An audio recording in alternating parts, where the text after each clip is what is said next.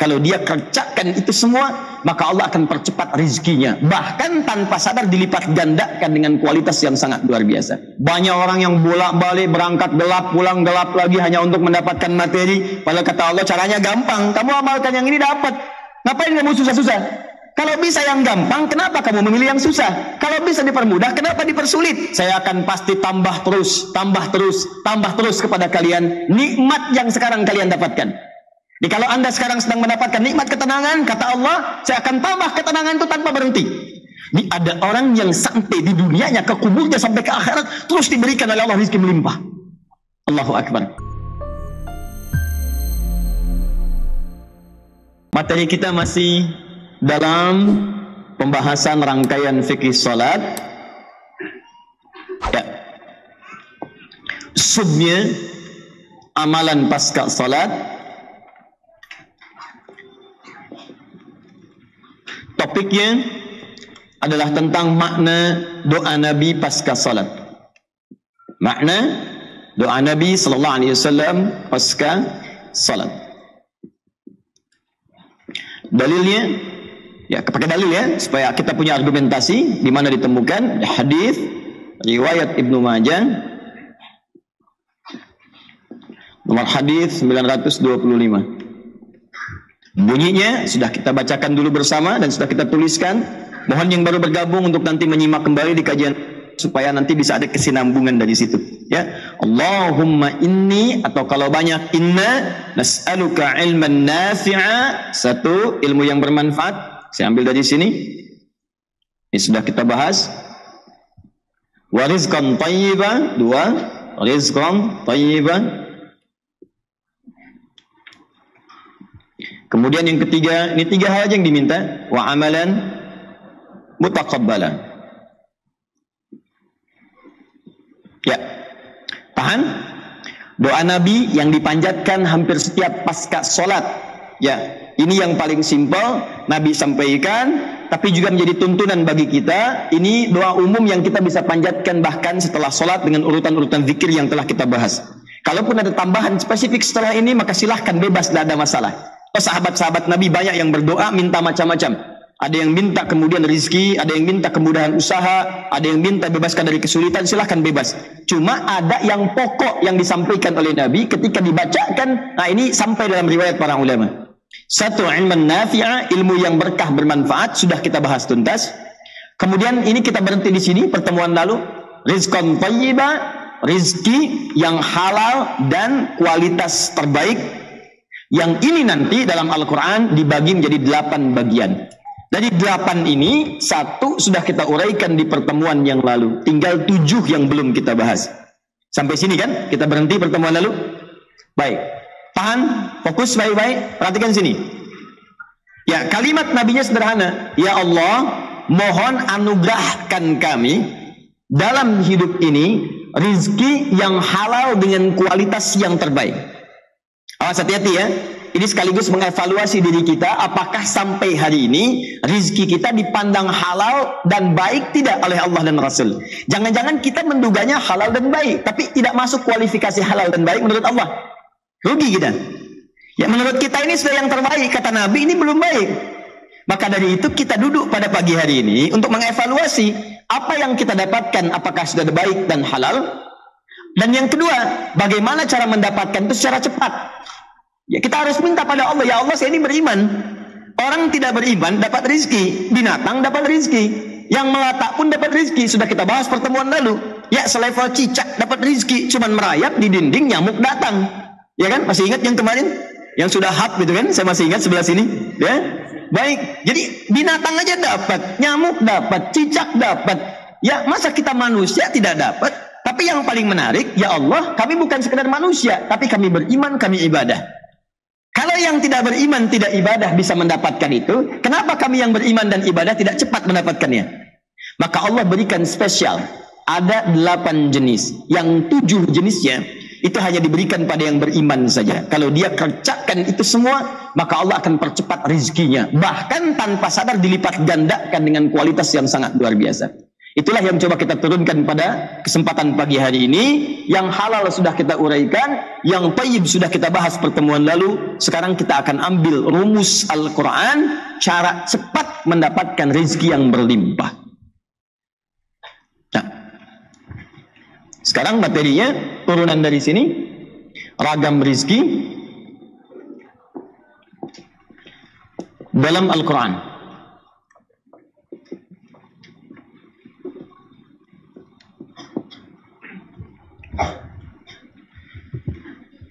Sebelum ke sini, tolong fokus sebentar ya. Kalau Anda bertanya, Ustadz, kenapa kita mesti bahas ini?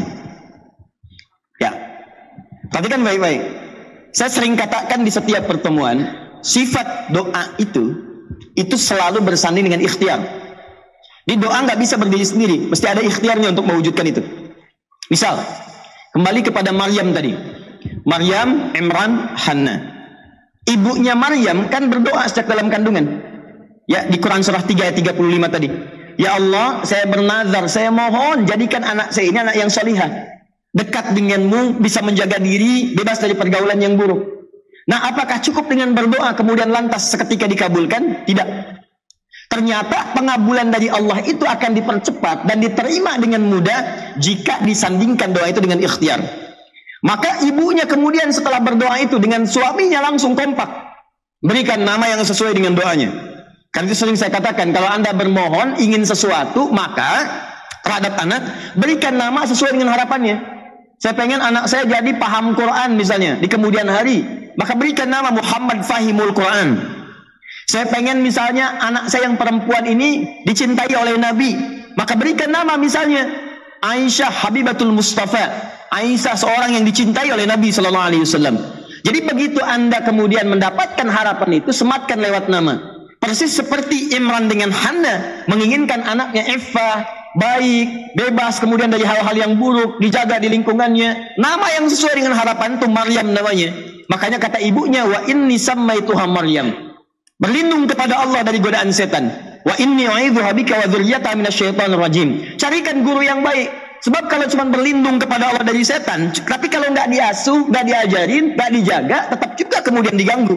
Maka dicarikan guru namanya Zakaria, ya, alaihi salam. Tempatkan di tempat yang baik, yang kira-kira fokus untuk ibadah, dibuatkan mihrab. Demikian Anda, anak pengen hafal Quran, tidak cukup dengan bangun malam berdoa. Ya Allah, jadikan anak saya penghafal Quran. Tapi Anda sekolahkan di tempat yang tidak pernah belajar Quran, ya bagaimana bisa hafal? Maka sandingkan dengan ikhtiar, carikan sekolah yang bisa mengajarkan dia Quran. Matematikanya bagus, fisikanya oke, tapi Qurannya pun diajarkan. Diajarkan adab, diajarkan sholat, itu yang dimaksudkan ikhtiar. Nabi membimbing kita, berikan rezeki yang halal dan baik. Ikhtiarnya bagaimana? Jelas ya? Inilah yang kita turunkan, sudah kita bahas kemudian. Di antara ragam ini ada 8 jenis. Jenis yang pertama sudah kita uraikan, yang standar untuk dicari. Sekarang kita masuk pada kategori yang istimewa untuk mendapatkannya. Yang istimewa.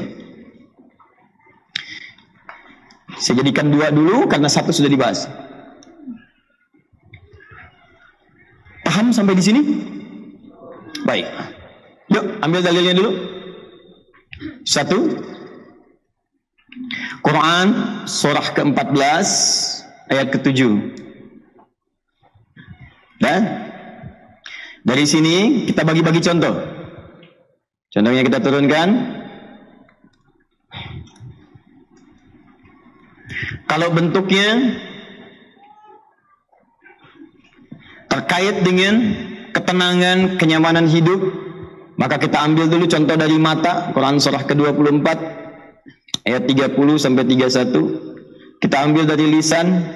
Quran surah ke-49 ayat 11 sampai dengan 12. Kita ambil langsung ke kaki aja biar cepat. Quran surah ke-25 ayat 63. Ditambah lagi sedikit, Quran surah ke-31 ayat 18. Kalau kaitannya dengan harta, materi, ingin nambah lagi, nambah lagi, nambah lagi, nambah lagi. Tapi nambahnya bukan sekedar harapan. Jadi nambah yang ada nilainya, berkah manfaatnya.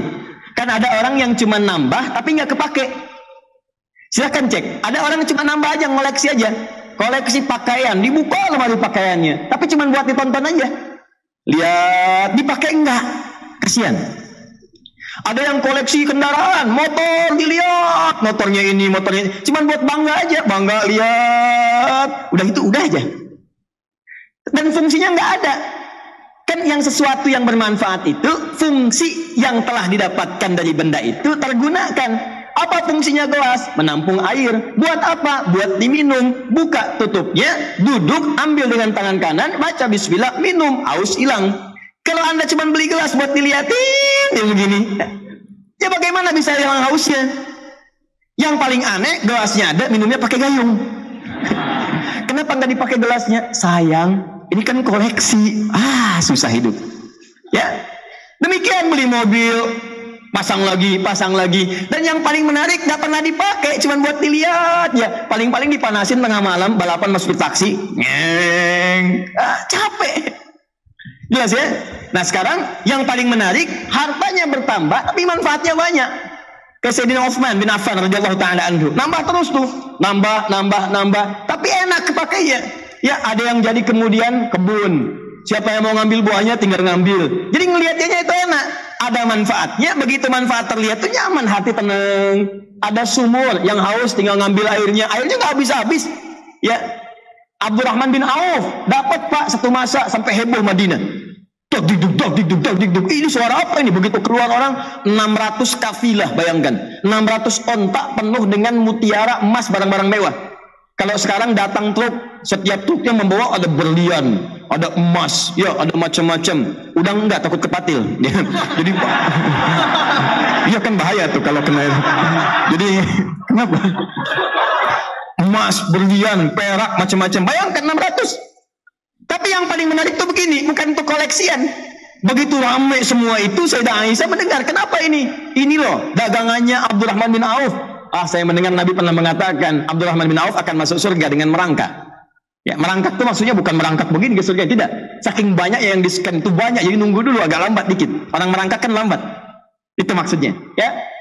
Begitu mendengar kalimat itu, saya nggak pengen terlalu lama ke surganya. Saya jadikan semua yang 600 itu sedekah semua penduduk Madinah. Silahkan bagikan. Tuh lihat cara berpikirnya. Dan bahagia. Ya, bahagia melakukan itu. Karena beliau tahu ketika disedekahkan akan datang lagi minimal 700 kali lipat dari yang tadi. Jadi kalau orang itu paham dengan rumus ini, maka demi Allah saya katakan tidak akan pernah ada yang malas ketika diminta ibadah oleh Al-Quran. Nah yang kedua ini, temukan juga nanti rumusnya di Quran. Surah ke-9 ayat 103. Ini satu paket dengan Quran. Surah 9 ayat ke-60. Kemudian konsep keduanya di Quran. Surah kedua ayat 261 sampai 263. Kemudian satu paket dengan Quran surah kedua ayat 215. Ditambahkan sedikit bonus untuk di lingkungan keluarga supaya berkah. Quran surah keempat ayat 34. Terakhir yang ini untuk keturunan. Ya, untuk keturunan Quran surah ketiga ayat 38 sampai 39. Quran surah 19 ayat 3 sampai 15. Quran surah ke-21 Al-Anbiya ayat 89 sampai 90. Ya. Saya kasih contoh 3 saja dulu ya hari ini. Untuk yang rezeki nomor 2. Di nomor 2 contohnya 3. Kita masih ada 7 lagi yang lain. Sudah? Baik, kalau sudah, tolong tahan sebentar. Saya ingin berikan pemahaman dulu sejenak supaya tidak salah persepsi atau membatasi makna rizki pada apa yang kemudian diinginkan saja. Saya pernah sampaikan di awal, rizki itu adalah semua jenis nikmat yang Allah anugerahkan kepada kita yang punya fungsi maslahat dalam kehidupan kita. Ingat ya? Dan jenisnya itu tidak hanya kemudian terbatasi pada materi yang kadang dinilai sedikit oleh manusia. Seperti uang misalnya, pakaian, ya, makanan, tidak sekedar di situ. Ada ketenangan, kenyamanan. Itu bagian dari rezeki. Tenang, nyaman, hidup nyaman, itu bagian dari rezeki. Anda kaya tapi nggak tenang, nggak enak. Ya, nggak percaya silakan. Anda sehat tapi gelisah, nggak nyaman. Ya, saya tanya pada Anda, sering saya tanyakan kalimat ini. Ibu dah pilih mana? Kaya tapi gelisah atau miskin tapi tenang? Beda Pak, lain. Kalau laki-laki depan langsung miskin tapi tenang, belakang ibu-ibu kaya tapi tenang. Ini, jadi nggak bisa dipisahkan dengan yang ini. Ya, ini satu, ada ketenangan, rizki yang terkait dengan kenyamanan, ketenangan, hidupnya tenang, nyaman. Yang kedua ada yang terkait dengan materi, ini. Yang ketiga ada yang terkait dengan keturunan. Keturunan itu rizki. Nanti kita buka keturunan itu rizki. Ada misalnya ingin yang dipercepat oleh Allah dapat keturunan. Ada lagi yang sudah ada keturunan pengen soleh, itu rizki. Ya awas, anak-anak yang soleh itu rizki. Rizki terbaik bagi orang tua. Bahkan nanti ada jenis yang ketiga, kalau anaknya bisa soleh disiapkan, maka anaknya yang soleh, bapak ibu yang dapat rizki. Mengalir langsung. Di anaknya sebetulnya yang dapat tuh anaknya, coba bapak ibunya kebagian, ada. Ya, yuk kita cukupkan sampai 3 contoh ini dulu. Kita mulai dengan bagian yang pertama. Teorinya ada di Quran surah ke-14, ayatnya ayat yang ke-7. Ya, kita mulai.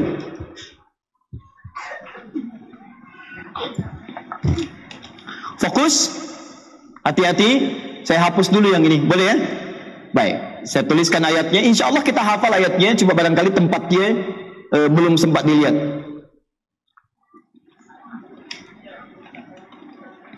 Baik. A'udzubillahi minasyaitonir rajim. La in syakartum la azidannakum wa la in kafartum inna azabi. Baik, saya tuliskan, lihat sini. Awas, awas. Banyak orang yang bolak-balik berangkat gelap, pulang gelap lagi hanya untuk mendapatkan materi. Padahal kata Allah caranya gampang. Kamu amalkan yang ini dapat. Ngapain kamu susah-susah? Kalau bisa yang gampang, kenapa kamu memilih yang susah? Kalau bisa dipermudah, kenapa dipersulit? Kalau bisa yang halal, kenapa cari yang haram? Maka rumus cepat yang pertama adalah pakai lam taukid, la. In harfus syarat, la in. Kemudian muncul tawarannya syakartum. Nah, ini jawabannya. La azidannakum. Saya ajarkan yang rumus ini dulu. Yang turunannya saya simpan. La in syakartum la azidannakum. Hapus yang ini. Ya. Kelihatan ini? Baik, kalau kelihatan, sekarang kita belajar dengan serius. Saya turunkan setiap hurufnya. Kita baca dengan ilmunya, kita keluarkan kaidah ilmu nahwunya, kita terapkan kaidah ilmu balaghahnya. Perhatikan baik-baik.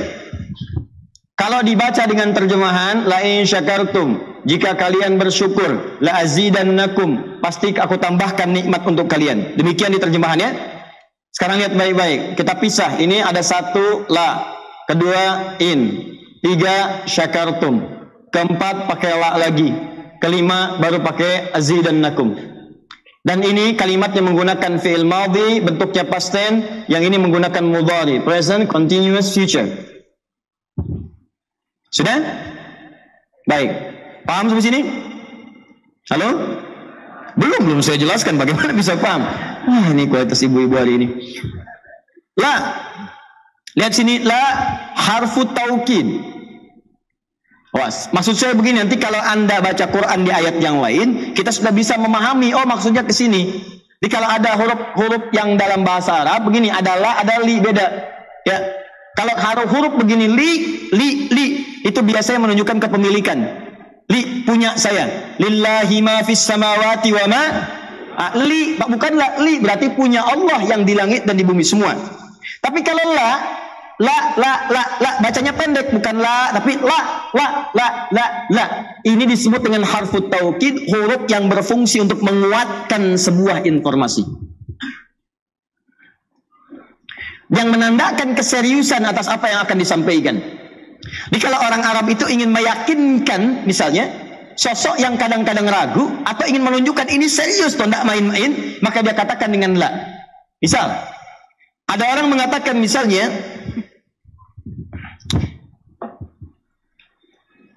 Hakim Jakarta ya'ti sa'ah tasyah. Gubernur Jakarta insya Allah akan datang ke masjid ini jam 9. Baik. Contoh, ingat ya. Nah, ragu orang, oh masa sih? Beliau kan ada acara, sibuk begini. Maka untuk memastikan menunjukkan serius, dan ini benar-benar sudah diatur misalnya, maka dia menggunakan la di depannya. Hakim Jakarta layati, la-nya pendek, layati al-an. Sa'atas ya. Saya serius loh, saya yakinkan pada Anda, Gubernur Jakarta akan datang jam 9 saat ini. Paham Rusia?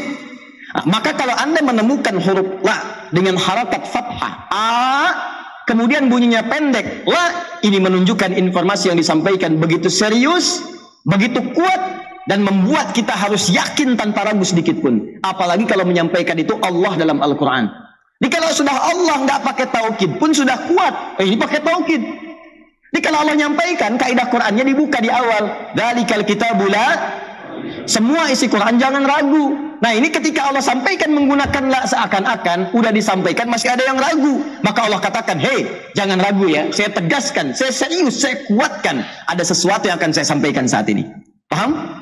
Nah, ini la-nya taukid, ini sama. Nah sekarang in ini namanya harfus syartin, syarat, huruf yang menunjukkan syarat untuk bisa meraih sesuatu atau terjadinya sesuatu. Misal, in ji'tahuna ati. Kalau engkau datang ke sini, saya pun akan datang. Syaratnya kamu datang. Kalau kamu datang, saya datang. Jadi kalau Anda tidak datang, saya tidak datang. Yang penting Anda datang, saya datang. Kalau Anda tidak datang, saya nggak akan datang. Itu menggunakan in ji'ta ati. In, jika kamu datang ke sini, ji'ta ati, saya pun datang.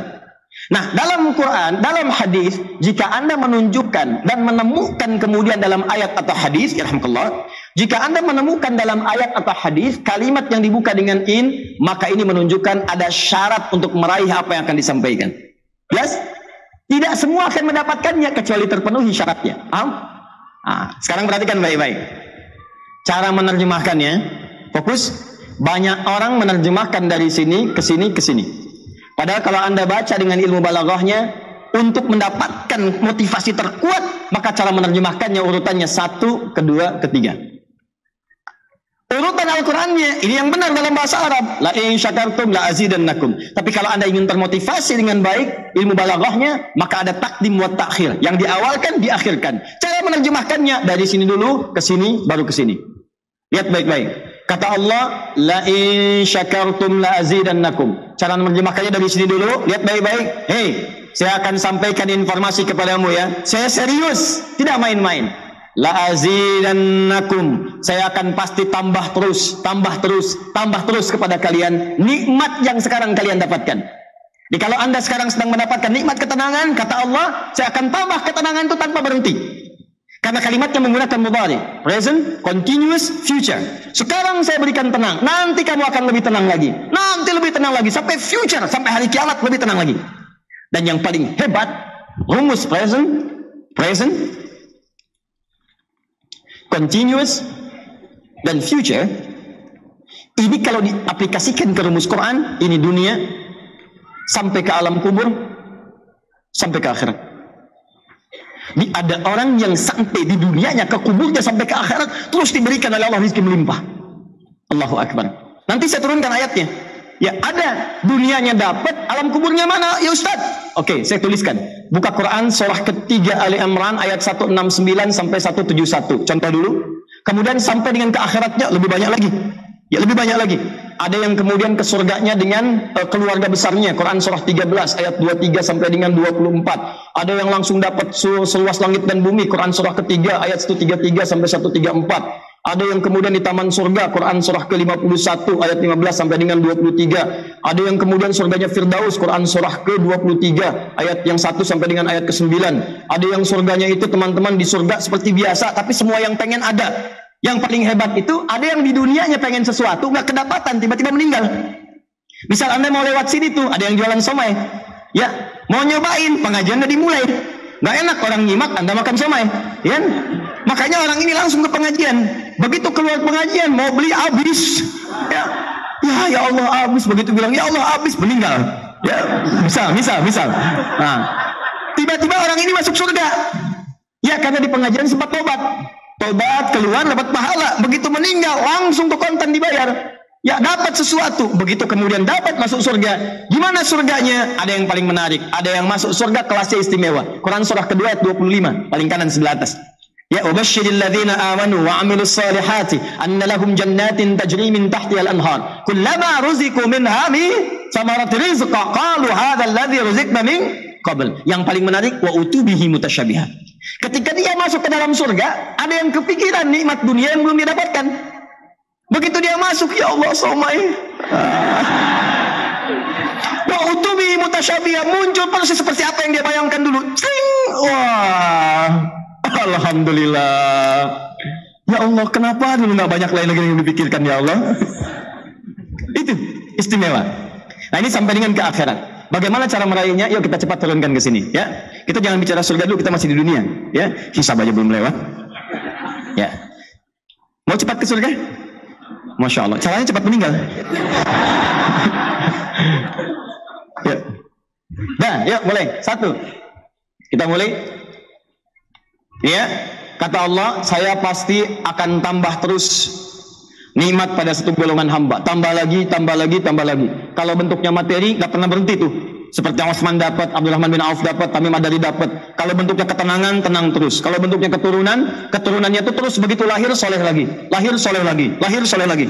Seperti Nabi Ibrahim, ya dari dua sisi kan begitu. Dari Sayyidah Sarah lahir Ishak, turun Yakub. Dari Yakub turun Yusuf. Dari Yusuf terus sampai ke Daud, sampai ke Sulaiman, sampai sebelumnya ada Musa, sampai ke Nabi Isa. Dari Nabi Ismail sampai ke Nabi Muhammad SAW. Semuanya bagus. Baik. Seperti Imran, kalau manusia biasa. Ada Maryam, ada Isa, ke bawah dan seterusnya. Jelas ya? Nah, caranya apa? Ini kuncinya. Syakartum. Ini amalannya. Syukur. Syaratnya, ini harus syaratin. Lihat baik-baik. Kata Allah, saya pasti akan tambahkan terus kepada kalian semua nikmat yang kalian dapatkan sekarang sampai kalian bahkan merasa puas. Wala sawfa yu'tika rabbuka fatarda, sampai puas. Padahal kaidah nikmat itu kalau udah didapatkan jarang orang puas, pengen nambah. Contoh gini, kalau sudah punya sepeda apakah puas? Tidak, pengen apa?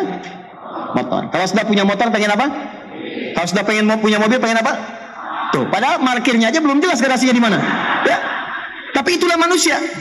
Di manusia itu kalau urusan nikmat gak pernah puas. Tapi yang ini enggak. Kata Allah, saya akan terus tambah. Mau minta apa? Tambah, tambah sampai kamu merasa puas. Puas ya Allah, cukup sudah. Diberikan terus. Itu yang sangat luar biasa. Nah kata Allah, saya akan pasti berikan kepada kalian nikmat terus bertambah tanpa pernah selesai sampai kalian puas. Tapi syaratnya ada amalannya. La in syakartum. Syaratnya in syakartum. Kalian mesti mensyukuri semua nikmat yang saya berikan itu. Jadi begitu Anda peroleh, Allah kasih nikmat pada kita. Misal ini, ada nikmat ini, nikmat ini, nikmat ini. Begitu Anda dapatkan, syukuri nikmatnya. Begitu Anda syukuri, maka itulah jaminan langsung diterapkan dalam Al-Quran. Kata Allah, jangan ragu, saya pasti akan tambahkan sampai kalian merasa puas mendapatinya. Jelas? Nah, sekarang pertanyaannya, apa yang dimaksud dengan syukur itu? Dan bagaimana caranya?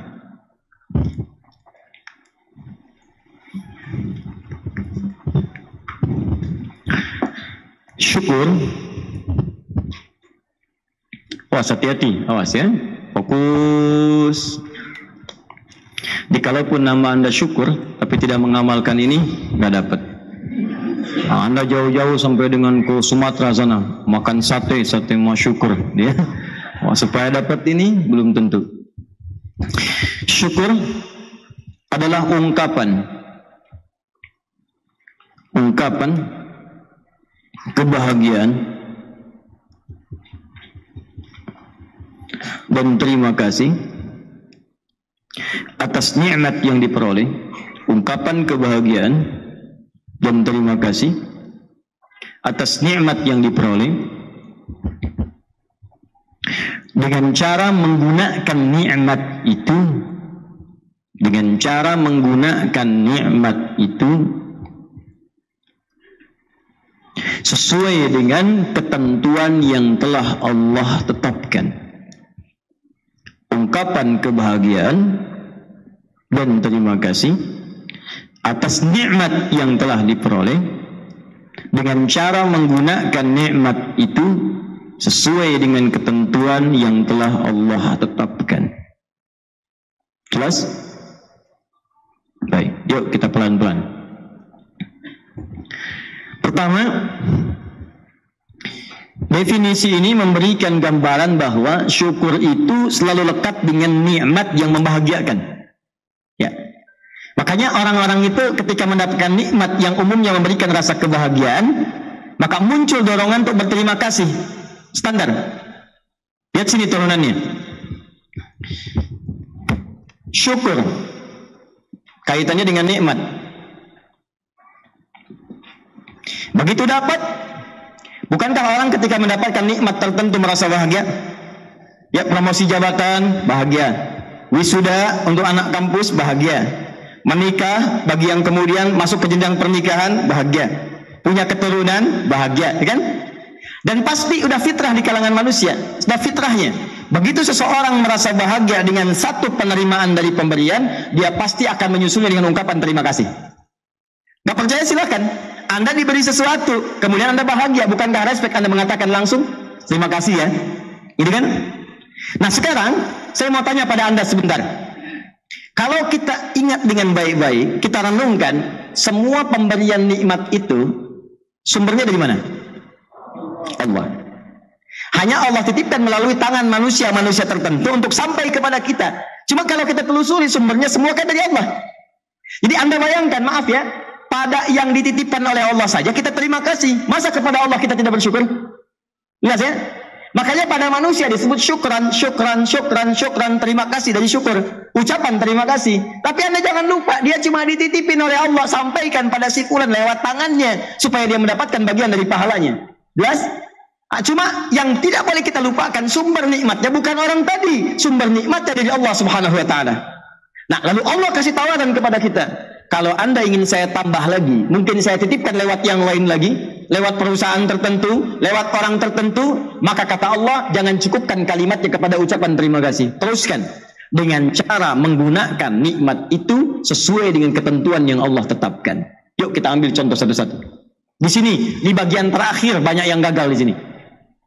Bagian pertamanya sukses, menerima nikmat, bahagia, lahir anak, bahagia. Maaf, sampai sini selesai. Terima kasih, terima kasih, terima kasih. Cuma kemudian itu tidak disusul dengan ketentuan Allah. Bagaimana cara merawat anak yang baik sehingga kebahagiaan itu berlipat di masa depan. Tidak diikuti sehingga muncullah kemudian penyesalan di masa depan. Jangankan sampai ke surga, dunianya sudah nestapa. Ada yang lekat dengan narkoba, ada yang sedangnya tawuran, ada yang sudah membantah orang tua, ada yang durhaka dan sebagainya. Nah, sekarang yuk kita masuk pada satu-satu cara nikmatnya. Pertama, bagaimana mensyukuri contoh nikmat yang menenangkan dan memberikan kenyamanan. Satu,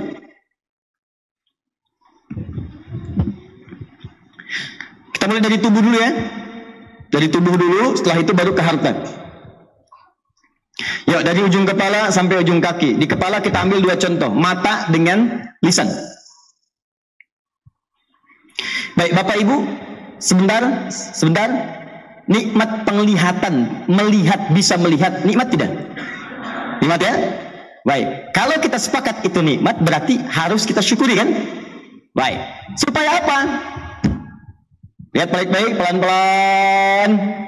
Orang yang bisa melihat itu tenang, nyaman, tentram. Ketika mati lampunya padam, mulai sibuk, mulai gelisah, nyari sendal di pengajian bahkan bisa tertukar, ya, nyari barang tidak kelihatan, nyari handphone harus dinyalakan dulu macam-macam, nyari mushaf juga tidak nampak terlihat. Begitu kelihatan, cahaya dipantulkan, lewat masuk ke mata, alhamdulillah jadi tenang lagi. Baik, yang paling menarik adalah, nah ini dia poinnya, bagaimana mensyukuri nikmat mata itu sehingga kenikmatan pada pandangan itu selalu Allah berikan sampai dengan masuk ke hari kiamat. Dan puncaknya adalah, orang-orang yang bisa mensyukuri nikmat pandangan ini di hari kiamat, dia diberikan kenikmatan yang paling tinggi pada pandangannya. Dia bisa memandang Allah langsung tanpa hijab. Itu nanti ada di Quran surah ke-75 ayat 22 sampai 23. Quran surah ke-75 ayat 22 sampai 23. Paling kiri sebelah atas. Wujuhu yawma idzin nadhirah. Di hari kiamat itu nanti ada yang wajahnya pancar gembira luar biasa, terpancar kegembiraan. Bukan karena masuk surganya, Karena yang lain pun masuk surga. Tapi yang ini ila rabbiha nazirah, karena dia bisa melihat Rabbnya langsung tanpa hijab seketika. Itu diantara kenikmatan terbesarnya.